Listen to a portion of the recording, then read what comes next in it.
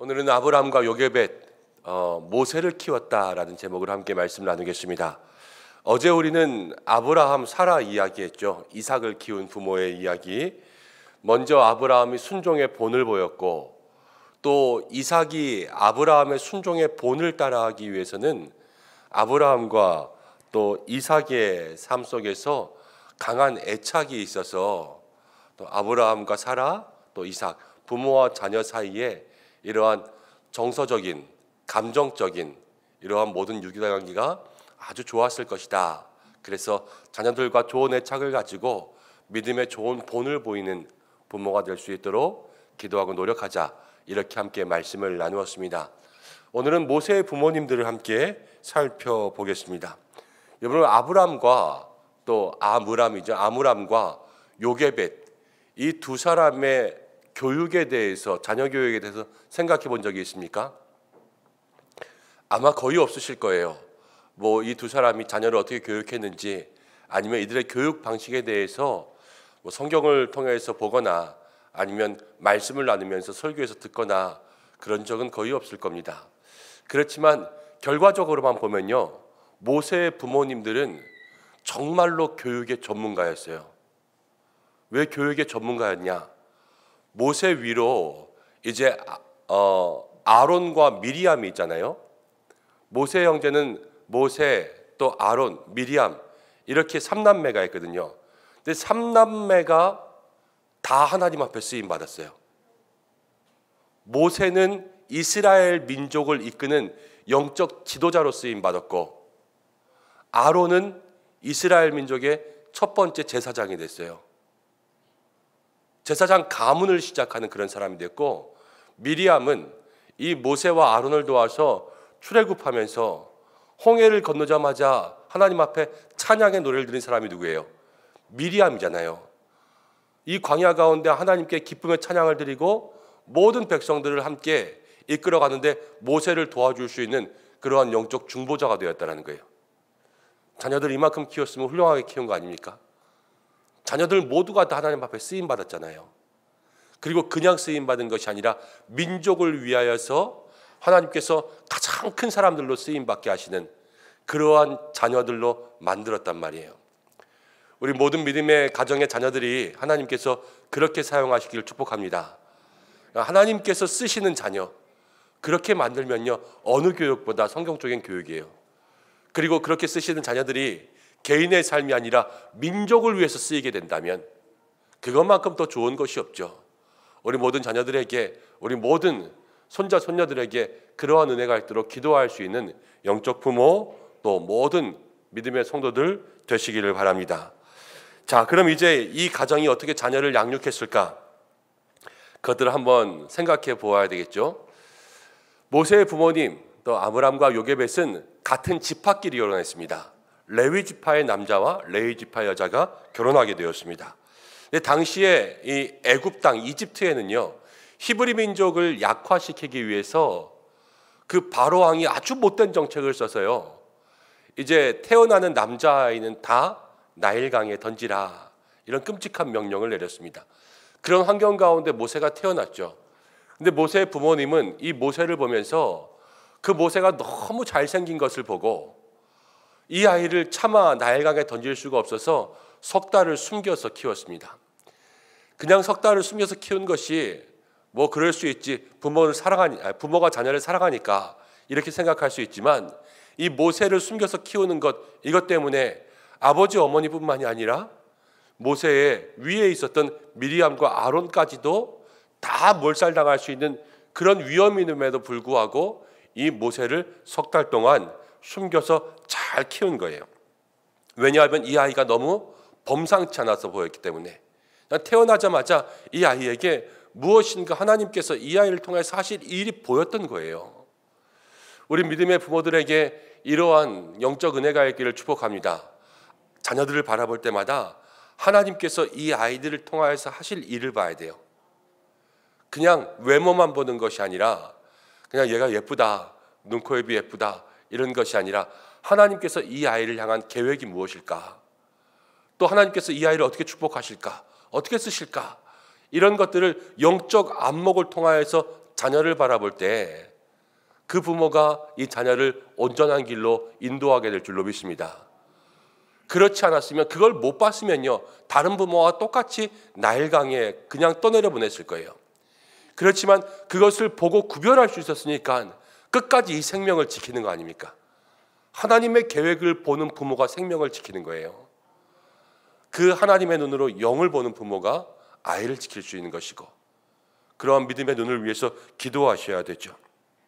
그런데 그냥 석 달을 키우는 것이 아니라 모세의 부모님은 석 달을 키우면서요, 이 아이를 살릴 수 있는 방법을 아주 골똘히 연구했던 것 같아요. 그리고 고민한 끝에 나일강에 갈대상자를 띄워보낼 때, 갈대상자를 띄워보내는 그때에 이집트 애굽의 공주가 나와서 그 갈대상자를 건지게 되죠. 그래서 모세라는 이름을 얻습니다.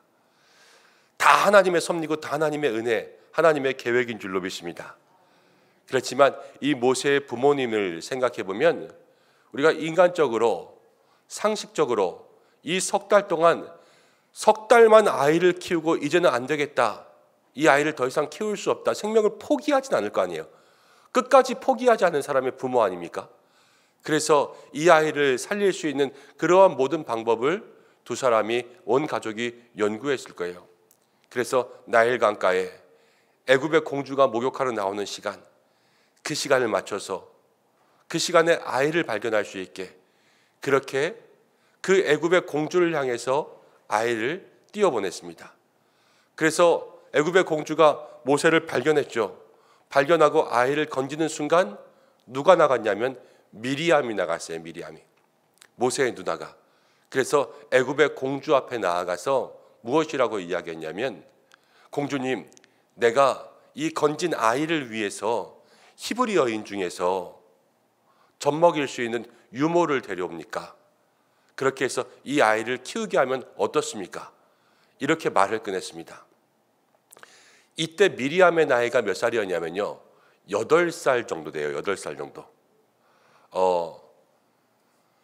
광야 39년에 미리암이 죽는데, 그때 다른 기록에 따르면은 미리암의 나이가 127세라 그러거든요. 그럼 광야 40년에 모세가 죽을 때 모세는 120세였잖아요. 미리암이 살아있으면 128세였을 거란 말이에요. 8살이에요. 8살. 자, 잘 보세요. 8살 한번 손들어 보세요. 8살. 여기 앞에 앉은 친구들이 이제 8살이에요. 이 8살 친구가 자기 동생이 건져지는 걸 보고 공주 앞에 뛰어가서 공주 앞에서, 공주님, 내가 이 아이를 위하여서 히브리 여인 중에서 유모를 데려오게 해주겠습니까? 유모가 얘를 키우면 될 것 같아요. 이 말을 할 것 같아요.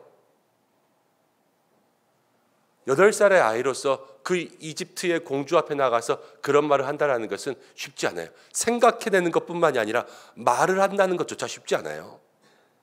낯설어하고 처음 보는 사람 앞에서 쭈뼛쭈뼛거리는 게 이 나이인데, 그럼에도 불구하고 그렇게 그러한 말을 담대하게 했다는 것은 두 가지예요. 하나님의 영이 그에게 감동되었거나 아니면 부모가 연습시킨 거예요.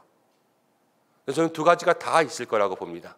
하나님께서 그 영을 감동시켜서 그렇게 말할 수 있는 담대한 용기를 주신 것과, 이것이 모두가 다 모세의 가족이 모세를 살리기 위한 많은 노력과 또 기도와 자구책 가운데 나온 그러한 믿음의 대안이었다 생각이 돼요. 이 아이를 키우기 위해서 그렇게 많은 열심들을 낸 거죠. 그리고 이제 요게벳이 갔습니다. 그래서 유모가 됐어요. 친엄마가 유모가 돼서 이 애굽의 왕궁에서 자기 자식을, 또 애굽의 모든 좋은 것들을 통하여서 키울 수 있는 그러한 은혜를 누리게 된 것이죠. 우리가 이것을 바라볼 때에 우리의 삶에도 아이들을 위한 많은 믿음의 노력과 연구가 있어야 되지 않겠습니까? 그냥 되는 대로가 아니라 이 아이를 위해서 끊임없이 생각하고 또 끊임없이 계획하고 이 아이들에게 무엇을 어떻게 줄 수 있을까? 이러한 모든 부모님들의 헌신과 노력이 있을 때 아이의 생명이 그대로 하나님 앞에서 완전히 지켜질 수 있다라는 것을 생각하게 되는 것이죠. 우리가 여기서 오늘 세 가지의 기도 제목을 붙잡고 함께 기도하려고 합니다. 첫 번째, 모세의 부모님으로부터 배워야 될 자녀의 교육은 무엇이냐면 어제도 말씀드렸지만 아이와 함께 좋은 애착을 가질 수 있도록 그렇게 만들어야 된다는 거예요. 어제 이삭과 아브라함과 이삭이 좋은 애착 관계가 있었을 것이다 그렇게 이야기했는데, 어제 저녁에 어느 집사님과 함께 이야기하면서 어제 점심이군요. 함께 이야기하면서 그 집사님 저한테 이런 말씀하시더라고요. 아브라함도 이삭과 좋은 애착이 있었지만 아브라함도 하나님과 좋은 애착이 있었다. 하나님의 말씀을 듣고 순종하고 시행착오도 있지만 여러 가지로 따르면서 그 속에서 하나님과의 애착이 있으니까 아브라함과 이삭과의 애착도 그 속에서 닮아갔을 것이다 그러더라고요. 그거 참 좋은 발견이면서 이 말씀을 더 훨씬 뛰어가는 그러한 대단한 은혜였던 것 같아요. 여러분들도 아이와 좋은 애착을 가지기 위해서는 먼저 하나님과 애착이 있으셔야 돼요. 하나님과의 좋은 관계. 근데 애착이라는 것이 그냥 가까운 것만 애착이 아니에요. 애착이라는 것은 이 관계 속에서 정서적인, 감정적인, 안정적인 유대관계가 있는 것이 바로 애착이라는 거거든요. 이 애착이 불완전하게 잡힐 수도 있고 불안하게 잡힐 수도 있어요. 그렇지만 지금 말하는 애착은 긍정적이고 안정적이고 좋은 애착을 이야기하는 거죠. 이 좋은 애착이 있는 것이 바로 이 자녀 교육의 첫 번째 성공적인 요인이라는 것입니다. 모세도 마찬가지입니다. 3달 동안 숨겼습니다. 이 아이에게 엄마가 젖을 먹이는 거예요. 그리고 늘 안아주고 만져주고, 자 그러면서 3달을 키우고 나일강에 뛰어보냈을 때 상자를 딱 열고 아이를 딱 들었는데 엄마가 아니에요. 아이가 어떻게 됐을까요? 낯설겠죠. 울고 놀라고 두려워하고, 그런 마음속에서 잠깐의 순간이지만 유모가 되어서 다시 누가 나타났어요? 엄마가 나타났잖아요. 그럼 아이는 이제 안정감을 느끼죠. 그 안정감을 느끼면서 이제 남은 모든 이 영유아기를 유모가 된 엄마와 함께 엄마가 안아주고 먹여주고 재워주고 씻겨주고 모든 것들을 다 이렇게 품어줄 수 있는 그 애착이 그 속에서 나오니까요. 이제 모세의 모든 이 감정적인 정서적인 것들이 안정적으로 자라게 되었을 것이다 생각하게 되는 거죠. 우리 모든 믿음의 부모님들이 자녀와의 안정적인 애착에 신경 쓸 수 있는, 그리고 그렇게 기도할 수 있는 믿음의 부모님들 되시길 바랍니다. 그래서 아이들과 많은 시간을 부대끼셔야 돼요.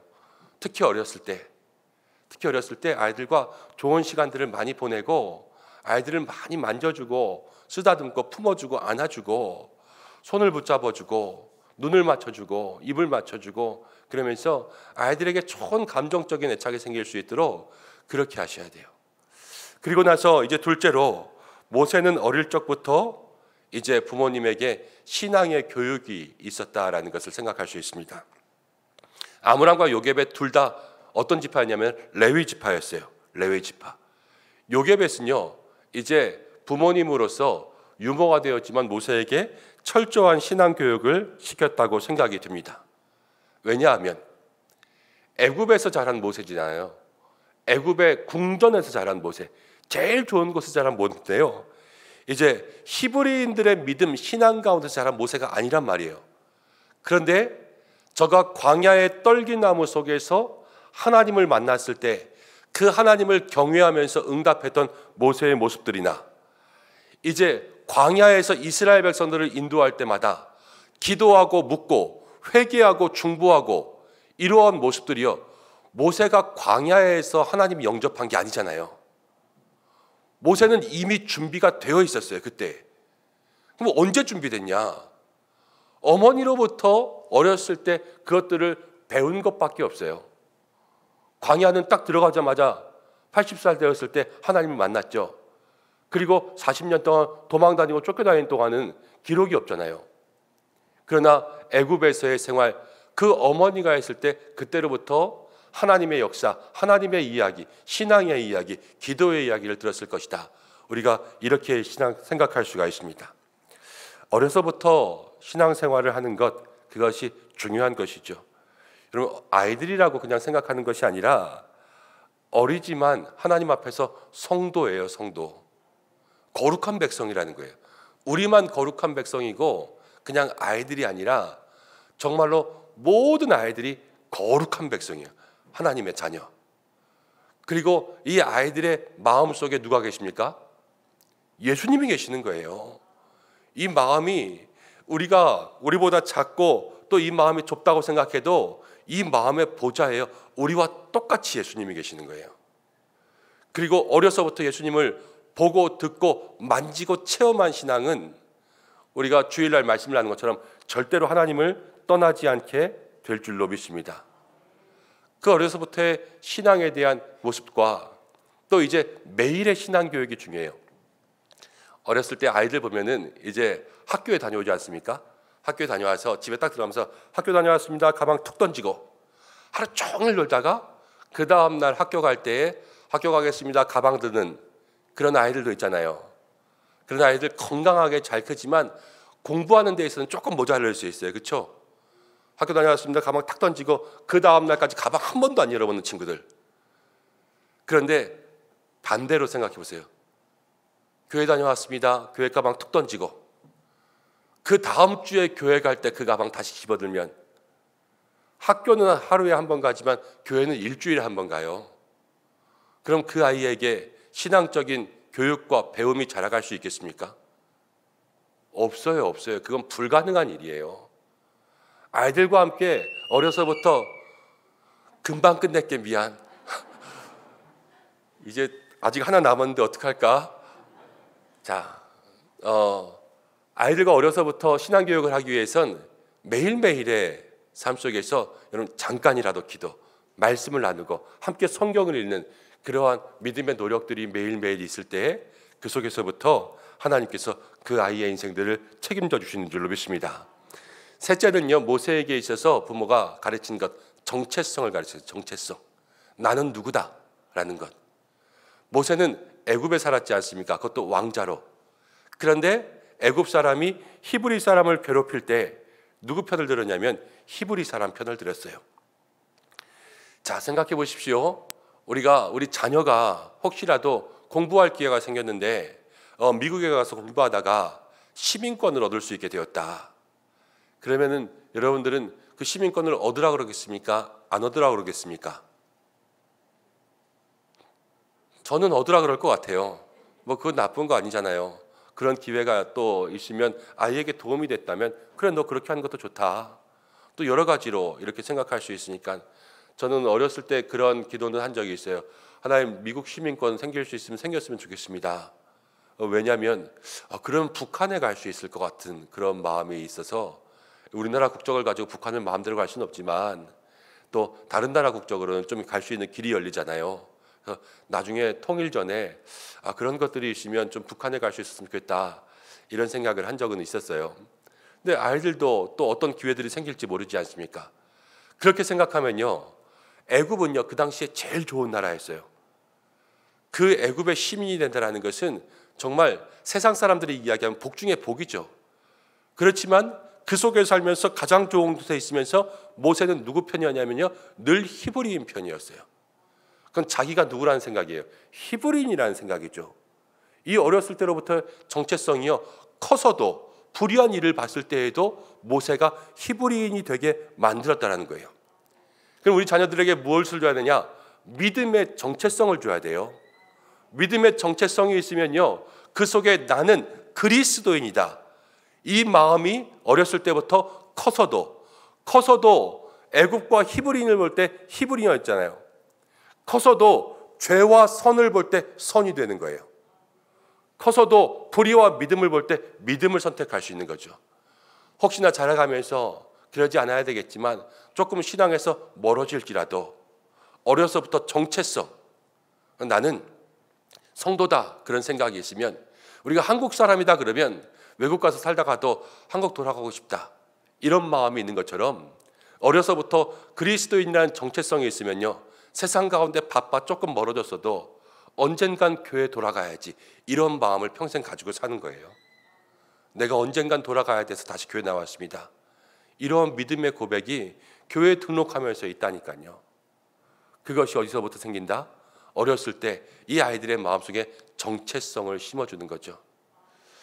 그러한 마음들을 가지고 아이들을 늘 기도하며 양육할 수 있는 믿음의 부모님들 되시기를 바랍니다. 오늘 세 가지 모세의 부모의 교육을 저희가 한번 생각해보고 또 그것들을 마음속에 새기려고 해요.